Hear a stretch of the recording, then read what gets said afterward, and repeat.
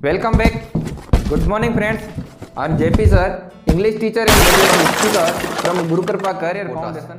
Friends, आज हम पढ़ने वाले हैं बहुत ही प्रेरणादायी और बहुत ही इम्पोर्टेंट चैप्टर, वो है chapter number 12, the noble nature, written by Ben Johnson.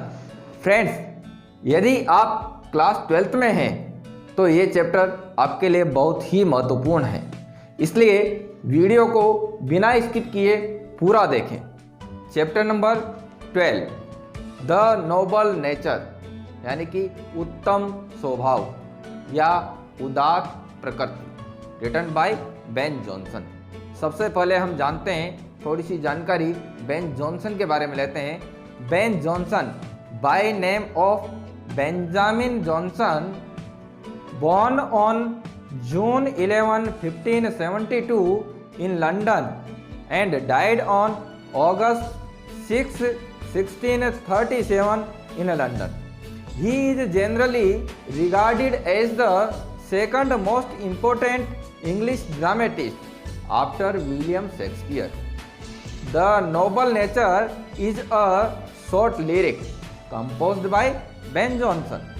This poem gives a great meaning and a big message to humanity that we live in deeds, not in years. यह कविता मानवता हेतु महान आशय व संदेश देती है कि व्यक्ति के श्रेष्ठ कार्य ही उसे महान बनाते हैं, न कि उसका दीर्घकालिक जीवन. जैसे कि पोइट यहाँ पर 2 एग्जाम्पल्स प्रकृति से लेते हैं, एक तो ओक ट्री और दूसरा है लिली फ्लावर.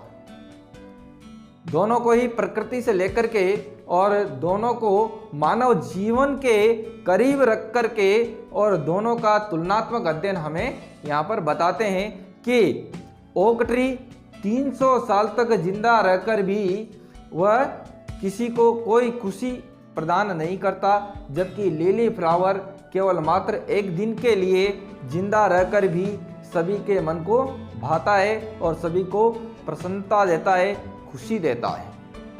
इसलिए कहा गया है कि अल्पकालीन होते हुए भी हम महान हो सकते हैं हमारे कार्यों से, यानी कि हमारे श्रेष्ठ कार्यों से.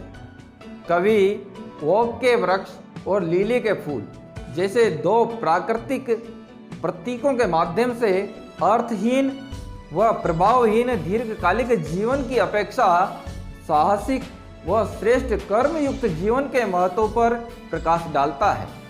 बेन जॉनसन इस छोटी सी कविता के माध्यम से जन जन तक ये संदेश पहुंचाना चाहते हैं कि व्यक्ति का दीर्घकालिक जीवन नहीं, वरन उसकी उपलब्धियां और उसके श्रेष्ठ कार्य ही चिरकाल तक बने रहते हैं. अब आइए देखते हैं स्टेंजा नंबर 1, यानी कि फर्स्ट स्टेंजा में कवि हमें क्या बताना चाहते हैं.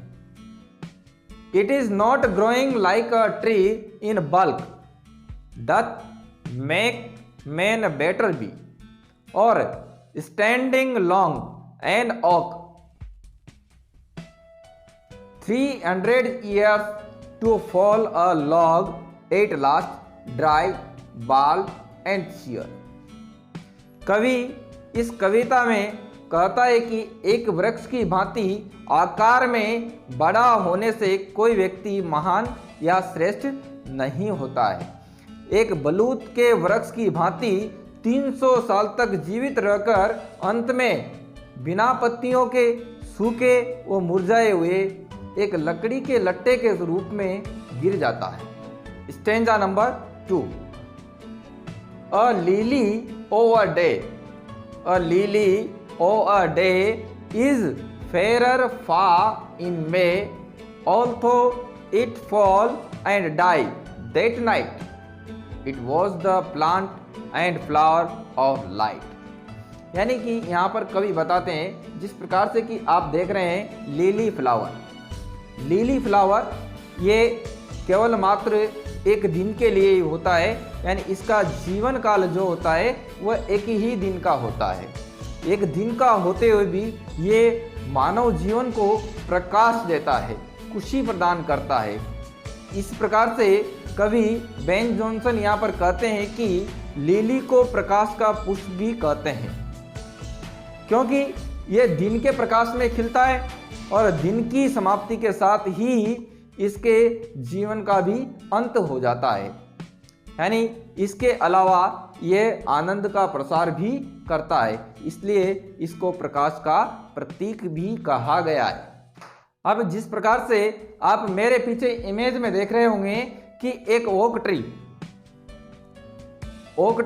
जो होता है ये बहुत ही विशालकाय पेड़ होता है और 300 साल तक जिंदा रहता है, लेकिन फिर भी ये कभी किसी को कोई खुशी प्रदान नहीं करता है।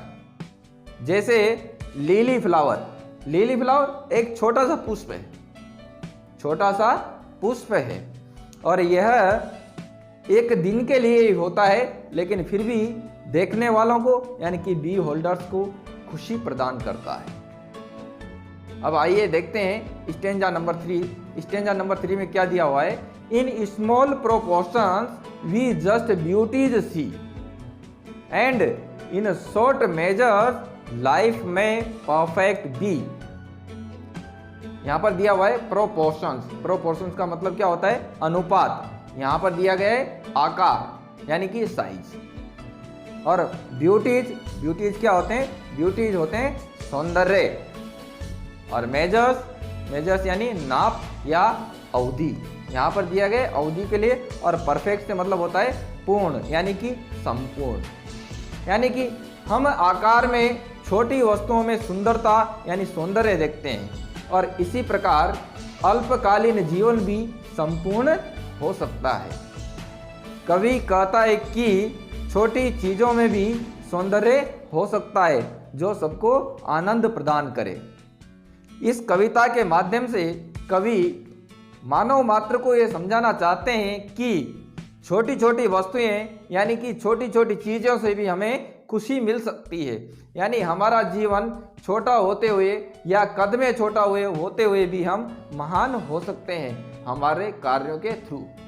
यानी कि हमें ये शिक्षा मिलती है कि हमें भी, हम चाहे कैसे भी क्यों न हो, रंग रूप से नाटे बड़े छोटे किसी भी तरह के हम क्यों न हो, लेकिन हमें मानव मात्र के कल्याण के लिए हमारी ओर से हमें अच्छे काम करने चाहिए, अच्छे कार्य हमें करने चाहिए, श्रेष्ठ कार्य हमें करना चाहिए, ताकि लोग हमें आने वाले समय तक, आने वाली कितनी पीढ़ियों तक हमें याद रख सकें।